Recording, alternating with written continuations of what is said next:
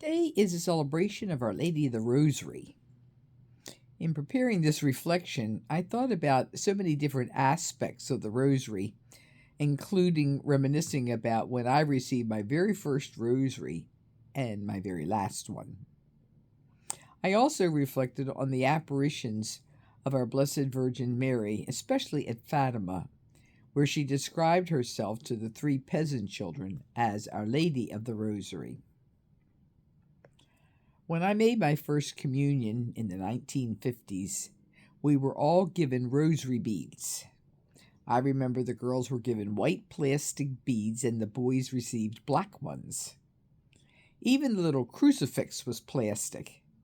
And yet these were our very own personal rosary beads to be put in my little Sunday purse and carried to church each week.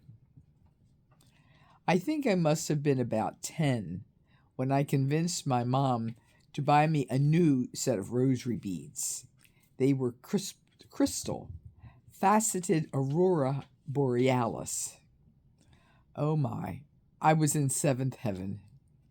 They were so shiny and they caught the light from every angle.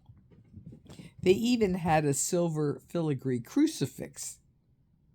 Needless to say, the white plastic ones found themselves in a drawer. While I don't remember ever saying the rosary together as a family, I do remember saying it with my mother and brother.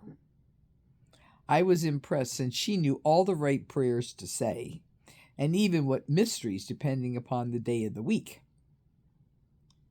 My mother used her mother's rosary, made of unusual seeds or something like that, but it was very special to her. She instilled in me that praying the rosary was a beautiful act of worship, and that rosary beads were as unique and as special as the most precious jewelry that one might ever wear. So my reflection on the day's feast turned into a rambling about the rosary. Working on this reflection has reminded me how the rosary has been an intricate part of my life.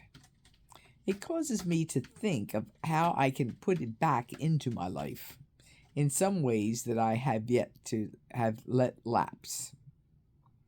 Perhaps this rambling will help you to think back to your very first rosary, or one that was from a very special place, and go find them, hold them, pray with them, look at them with new eyes and see the jewels that they are and the promise that they hold. Amen.